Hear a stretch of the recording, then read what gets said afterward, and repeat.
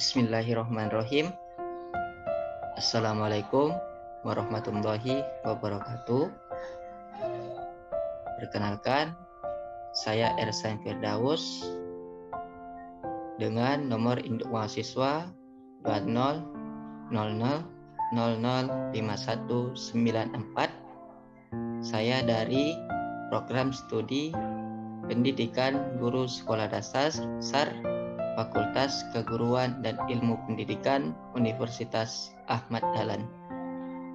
Saya di sini akan menceritakan tentang cerita rakyat, yakni Lutung Kasarung. Baik, saya mulai ceritanya. Pada zaman dahulu terdapat kera, yakni Lutung Kasarung. Cerita ini dapat kita jumpai di daerah Pasundan, yang mana pada saat itu terdapat seorang raja bernama Prabu Tapak Agung. Beliau adalah sosok raja yang dikenal sangat adil dan bijaksana, dan beliau sangat dicintai oleh rakyat yang dipimpinnya. Raja tersebut memiliki dua orang anak yang bernama Purbararam dan juga Purbasari. Suatu hari, sang ayah atau sang raja tadi berpesan kepada dua anaknya di akhir hidupnya. Nah, dalam pesan tersebut, raja ingin turun tahta dan Purbasari sebagai anaknya diminta untuk menggantikannya sebagai pemimpin di kerajaan tersebut. Mendengar kabar tersebut, kakaknya yakni Purbararam tidak terima akan hal itu karena dia merasa lebih tua, sehingga ia merasa lebih pantas daripada adiknya untuk menggantikan ayahnya.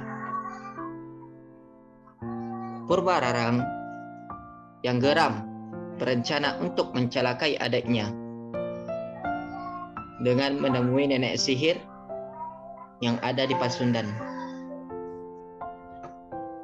Hal ini mengakibatkan kulit adiknya yakni Purbasari penuh dengan totol-totol hitam atau bintik-bintik hitam, sehingga kondisi seperti ini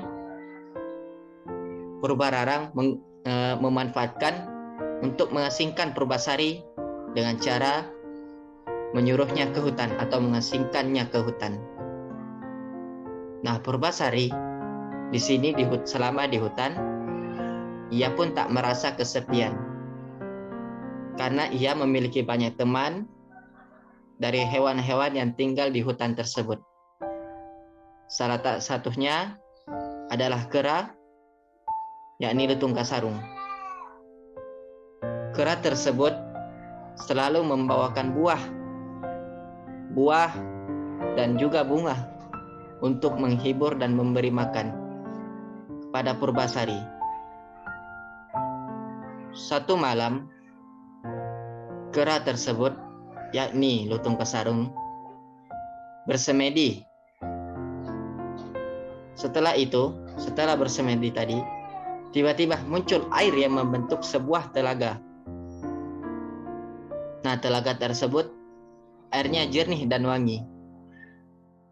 Lutung Kasarung pun meminta kepada Purbasari untuk mandi di telaga tersebut. Seketika sewaktu mandi, tubuhnya berubah seperti semula, bak seorang putri yang cantik. Dan totol-totol hitamnya pun menghilang seperti semula, dan Purbasari kembali lagi menjadi cantik. Nah, pada suatu hari, Purbararam untuk menjenguk adiknya itu, pada suatu hari Purbararam berniat untuk menjenguk adiknya Purbasari. Nah, pada mulanya ia terkejut melihat adiknya kembali lagi cantik. Ia pun tak menyerah sampai situ dan meminta adiknya untuk beradu panjang rambut. Akan tetapi, ternyata rambut dari Purbasari lebih panjang daripada kakaknya. Namun, tak sampai di situ, Purbararang tidak berhenti berpikir untuk menyaingi adiknya. Purbararang pun meminta adu tampan tunangannya.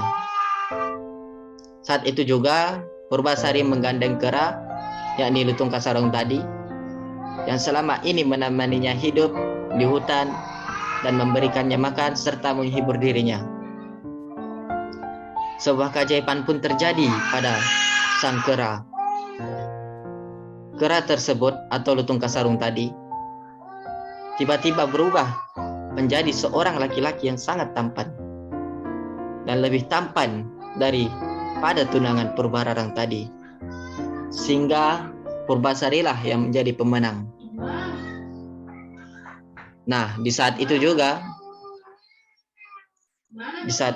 Purbararang merasa bersalah dan meminta maaf kepada adiknya dan mengakui kesalahannya.